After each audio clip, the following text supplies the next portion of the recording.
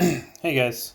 So, kind of going off of what we did last week, we talked about leadership. So now we're going to get into defining personal growth.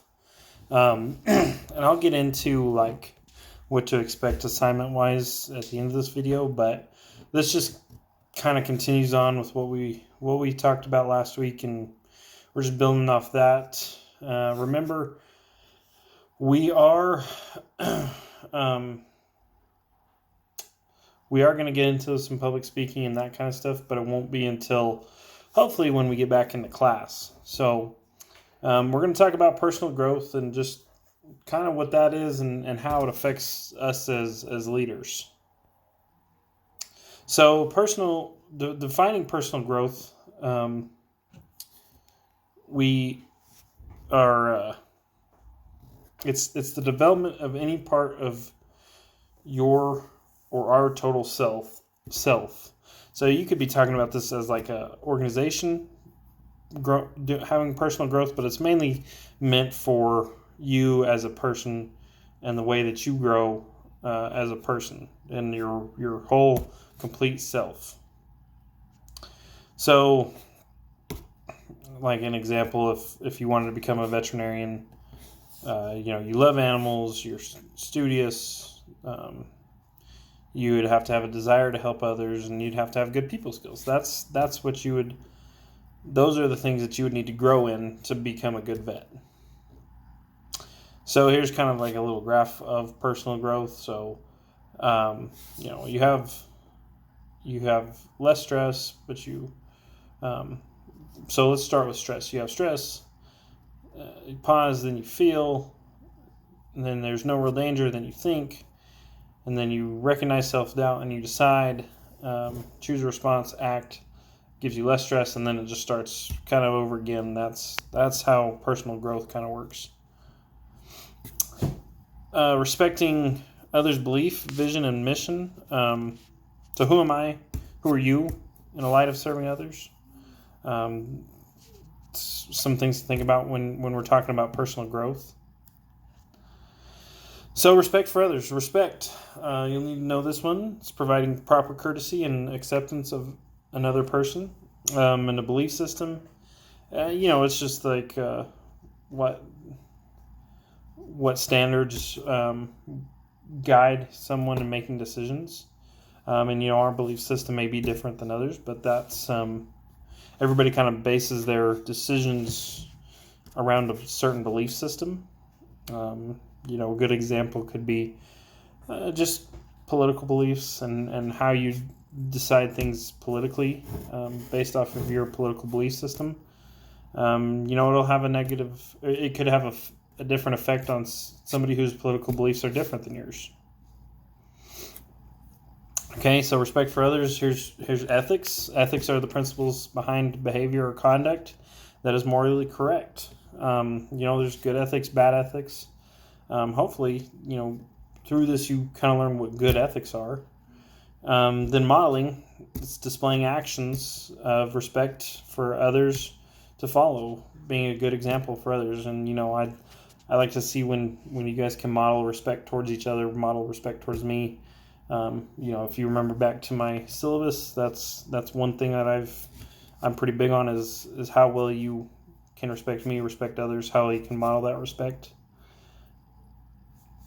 Okay, so remember we talked about barriers last week, and we'll talk about barriers again this week on what respecting others is. So a barrier for respecting others could be, like I said, belief system. You could have difference in belief in religious beliefs, political beliefs. You could have differences in moral codes, personal standards. Your personal vision, lack of visionary thinking, and supporting the risk of others. Or you could have a lack of knowledge of the ultimate dream of a person's vision. I think lack of knowledge gets us in trouble a lot if we don't know what we're doing, but we have we go along with the narrative or whatever. It can be detrimental to what we're trying to do. And then a personal mission, we could have a barrier there, misunderstanding each other's backgrounds, or dreams or ideas or actions, and then again a lack of knowledge on the goals, and just not sharing that information with others. So some ways to model respect of others: get to know that person before passing any judgment. I think that's the most important thing, is people don't want to get to know that other person, and they're quick to judge them on, stuff that they're not even sure of, that person's actions, but they want to judge them anyways. So instead of getting to know them, they pass pretty hard judgment. Another one is to learn and understand the acceptable difference of others, and that's important, that we as a society learn and understand from each other, and understand that one person may think one thing and you may have a different opinion, but as long as you're working together and accepting that difference, then you should be moving forward in a positive manner. And then understand that there must be different dreams and desires for each individual, or else everybody would be doing the same thing, and it would be unproductive. And it's important it's like I said in the last slide, just understanding and accepting that difference, and working together is more important and less detrimental than working against each other. Showing actions of respect towards different cultures, religions, political beliefs. There's lots of different differences that you could show that action of respect, and it goes a long ways. So if we're still defining personal growth, and it's total self in 4 distinct parts. There's body, the physical well-being; mind, mental well-being; spirit, it's your values, beliefs; and then social, just the different relationships, friendships, relationships with your superiors, peers, teachers, brothers, sisters, whatever it may be. Keeping those relationships healthy. And the importance of that is how does, you got to ask the question, how does it affect me? What decisions have you made? This helps with the development of total self directly, and it helps affect those decisions we make. Okay, so another question to ask is, what have you dreamt about accomplishing? What are you trying to accomplish in your own life? And that leads to the development of a total self directly. It affects your goals and dreams that you have. Okay, so personal potential, and I want you guys to know this, it's the ability each person possesses that allows them to experience success. Personal potential. Okay, and that directly leads to the development of mind, body, spirit, and social connections. Okay. Planning. You have to take baby steps when you're planning, when you're talking about these 4 areas. Set a timeline. Set a reasonable timeline of when you want to start something versus when you want to finish something. And that's kind of, I know you guys have all done a goal setting exercise at some point. It's kind of the same thing.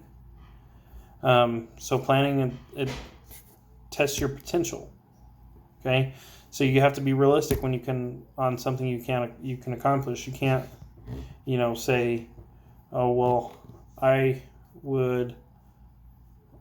like to win $100 million in the lottery. That's not a realistic goal that you can set, that you can accomplish.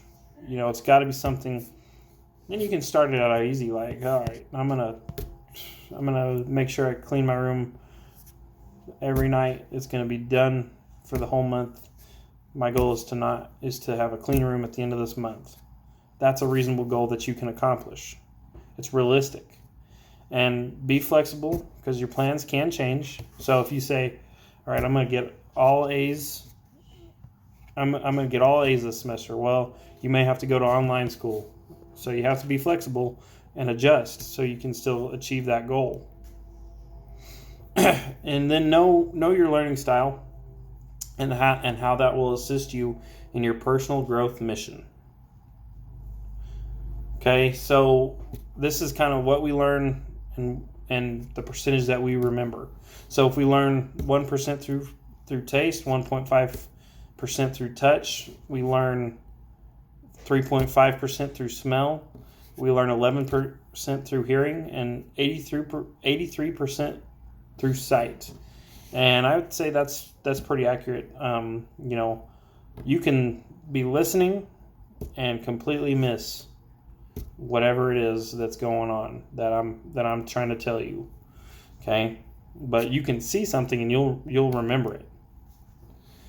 Okay, so if what in the last slide is true, and then what we remember is 10% of what we read, we remember 20% of what we hear, we remember 30% of what we see, we remember 50% of what we see and hear, we remember 80% of what we say, and we remember 90% of what we say and do. And that's why you always hear the term like, oh, don't walk the walk unless you can walk the walk. Well, you're going to remember that. Okay, so there's types of learners, and each learner is different. Visual learners learn through seeing, and that's, a lot of us is visual learning. That's how I am. If I can see how it's done, I can do it.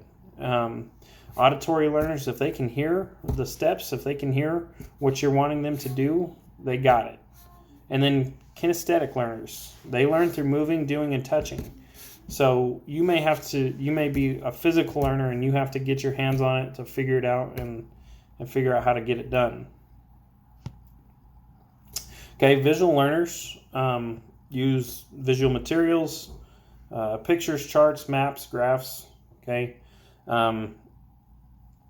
they have a clear view of what we're saying and when we're speaking. So you can see like body language, facial expressions, and I know like right now you guys can't see body language, can't see facial expressions. So if you're a visual learner, this is probably a little bit tougher on you. You might use a color to highlight important points in text, and like I said, I'm a visual learner, so if I can see what's important in the reading, I'm going to remember that better. Take notes or ask your teacher to provide handouts. Illustrate ideas, picture, brainstorming, having a brainstorming bubble before writing them down, whatever it may be. And then write a story and illustrate it. Use any media, computers, videos, film strips. It's like watching film in football or whatever. You don't know what mistakes you made and how to improve upon them until you can see what you've done and improve it. Okay? And then you study in a quiet place, away from verbal disturbance. This is how I was. If I was anywhere near anybody else, I couldn't get anything done. You read some illustrated books, visualize information as a picture to aid in memorization. So moving on to what auditory learners do. They like to participate in the class discussions. They like to make speeches, presentations. They might use some sort of, might record lectures instead of taking notes. They like to read aloud. They might listen to music for memorization, create mnemonics for memorization, discuss ideas verbally, dictate how someone writes, use verbal analogies and storytelling to demonstrate points. These are all things that auditory learners like to use. Okay, and then the last one is kinesthetic or like physical learning. They might take breaks, they might move around to try and learn things. read while exercising. Mold. I mean, just working with their hands is a big thing. They might work at a standing position, have a couple different things going on while they're trying to study. Use bright colors to highlight reading. They might make their workspace fancy. They might listen to music while they study. They might skim through reading materials just to get an idea of what it's about. Okay, so no matter what type of learner, you can find a way to achieve personal growth and develop your leadership style. And it usually just depends on whatever your learning style is how you develop that leadership. And that's all, guys. That's the end of this lesson. What I'm going to do this week for assignments is I'm going to give you just a discussion on Tuesday and a quiz on Thursday. And then, so you're just going to have those 2 assignments. And that's kind of what I'm going to do the rest of this online learning, guys. I don't want to overwhelm you. I don't want to overwhelm myself. I know, all I know all the work is tougher without teachers here. It's tougher for me because, you guys know that everything we do is in class. We don't do homework. We don't do, I don't send anything home. I like to do it all in class. And I grade mostly off participation. So I'm just trying to make this easier on you guys until we can get back into class and get to doing this stuff for real. So as always, if you have questions on anything, message me on Wisdom, shoot me a text, and I'll get back to you guys. So until next week, we'll see you guys. We'll talk to you guys then.